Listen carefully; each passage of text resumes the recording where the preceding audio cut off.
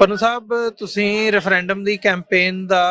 ਮੁੱਢ ਤੋਂ ਤੁਸੀਂ ਨਾਲ ਰਹੇ ਹੋ, ਤੁਸੀਂ ਲੀਡ ਕਰ ਰਹੇ ਹੋ ਤੇ ਤੁਸੀਂ ਹਿੱਸਾ ਰਹੇ ਹੋ। ਲੋਕਾਂ ਦੇ ਵਿੱਚ, ਸੰਗਤ ਦੇ ਵਿੱਚ ਵਿਚਰਦਿਆਂ ਤੁਹਾਨੂੰ ਇੰਨਾ ਸਮਾਂ ਹੋ ਗਿਆ ਆ, ਕਿਵੇਂ ਮਹਿਸੂਸ ਕਰ ਰਹੇ ਹੋ ਜਦੋਂ ਤੁਸੀਂ ਸ਼ੁਰੂ ਕੀਤਾ ਸੀ ਤੇ ਅੱਜ ਜਿਸ ਕਿਸਮ ਦਾ ਹਜ਼ਾਰਾਂ ਦੀ ਤਾਦਾਦ ਦੇ ਵਿੱਚ ਇੱਥੇ ਸੰਗਤ ਪਹੁੰਚੀ ਹੈ, ਕੀ ਕਹਿਣਾ ਚਾਹੋ? ਇਹ ਬਿਲਕੁਲ ਜੀ, ਜਦੋਂ ਸਟਾਰਟਿੰਗ ਹੋਈ ਪਹਿਲਾਂ ਤਾਂ ਜੈਨੋਸਾਈਡ ਦੀ ਗੱਲ ਵੀ ਰੌਲਾ ਪੈਂਦਾ ਸੀ ਉਦੋਂ,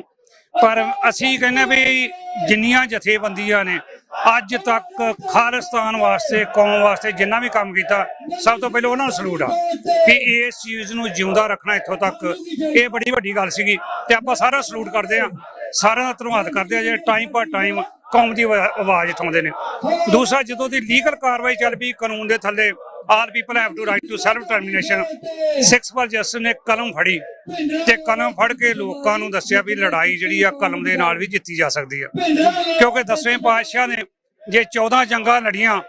ਤੇ ਅਖੀਰ ਦੇ ਵਿੱਚ ਜਫਰਨਾਮਾ ਕਲਮ ਨਾਲ ਲਿਖਦਾ। ਉਸ ਟਾਈਮ ਦਾ ਬਾਦਸ਼ਾਹ ਜਿਹੜਾ ਔਰੰਗਜ਼ੇਬ ਆ, ਉਹ ਲਫ਼ਜ਼ ਪੜ੍ਹ ਕੇ ਹੀ ਕਲਮ ਨਾਲ ਲਿਖੇ ਹੋਏ ਜਿਹੜੇ ਸੀਗੇ, ਉਹ ਉਹਨਾਂ ਨੂੰ ਪੜ੍ਹਦਿਆਂ ਸਾਰੇ ਮੰਨ ਗਏ ਵੀ ਏਡੇ ਸਿਆਣੇ ਸੂਝਵਾਨ ਗੁਰੂ ਸਾਹਿਬਾਨ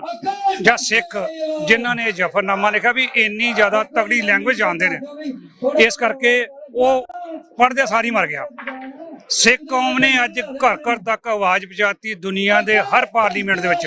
ਵਾਈਟ ਹਾਊਸ ਤੱਕ ਗੱਲ ਪਹੁੰਚਾਤੀ ਭਾਈ ਸਿੱਖ ਭਾਰਤ ਦੇ ਵਿੱਚ ਗੁਲਾਮ ਨੇ ਤੇ ਆਪਣੀ ਆਜ਼ਾਦੀ ਦੇ ਵਾਸਤੇ ਜਦੋਜਹਿਦ ਕਰਕੇ ਰੈਫਰੈਂਡਮ ਕਰਾਉਣਾ ਚਾਹੁੰਦੇ ਆ। ਉਹ ਅੱਜ ਜਿਹੜੀ ਦੁਨੀਆ ਦੇ ਵਿੱਚ ਇਹ ਗੱਲ ਚੱਲ ਗਈ ਤੇ ਕੌਮ ਨੇ ਇੱਕ ਸਾਥ ਹੋ ਕੇ ਜਥੇਦਾਰ ਨਿੱਜਤ ਦੀ ਜਿਹੜੀ ਸ਼ਹੀਦੀ ਆ, ਉਹ ਇੱਕ ਰੰਗ ਲਿਆਈ, ਜਿਹੜਾ ਕਿ ਉਹ ਰੰਗ ਸੀਗਾ ਕੈਨੇਡਾ ਦੀ ਪਾਰਲੀਮੈਂਟ 'ਚ ਬੋਲਣਾ, 5 ਆਈਸ ਨੇ ਬੋਲਣਾ, ਮੈਸੇਜ ਦੇਣਾ, ਉਸ ਤੋਂ ਬਾਅਦ ਵਾਈਟ ਹਾਊਸ ਨੇ ਦੇਣਾ, ਤੇ ਸਾਡੇ legal Gurpatwant Singh ji Pannu general council ਜਿਹੜੇ ਨੇ, ਜਿਹੜਾ ਉਹਨਾਂ ਨੂੰ ਮਾਰਨ ਦੀ ਕੋਸ਼ਿਸ਼ ਕੀਤੀ ਗਈ ਹਰਦੀਪ ਸਿੰਘ ਨਿੱਜਤ ਤੋਂ ਪਹਿਲਾਂ, ਉਹ ਜਾ ਕੇ ਅੱਜ ਨਸ਼ਰ ਹੋ ਗਈ ਆ ਕਿ ਤੁਹਾਡੇ ਨਾਲ ਜਿਹੜਾ ਅਮਰੀਕਾ ਸਰਪੰਚ ਆ ਉਹ ਆਣ ਕੇ ਬਿਲਕੁਲ ਤੁਹਾਡੇ ਨਾਲ ਮੋਢਾ ਲਾ ਕੇ ਖਲੋ ਗਿਆ, ਨਹੀਂ ਤੇ ਕੈਪੀਟਲ ਦੇ ਸਾਹਮਣੇ ਆਣ ਕੇ ਵੋਟਾਂ ਕਰਾਉਣੀਆਂ, ਅਖੰਡ ਪਾਠ ਸਾਹਿਬ ਕਰਾਉਣਾ। ਕਈ ਭਰਾਵਾਂ ਨੇ ਇਤਰਾਜ਼ ਵੀ ਕੀਤਾ, ਪਰ ਕੋਈ ਗੱਲ ਨਹੀਂ, ਹਰ ਬੰਦੇ ਦੀ ਆਪਣੀ ਸੋਚ ਆ, ਹਰ ਪੰਛੀ ਦੀ ਆਪਣੀ ਉਡਾਰੀ ਆ, ਪਰ ਗੁਰੂ ਸਾਹਿਬ ਨੇ ਸਾਨੂੰ ਬਾਜ ਦੀ ਨਿਆਈ ਬਣਾਇਆ,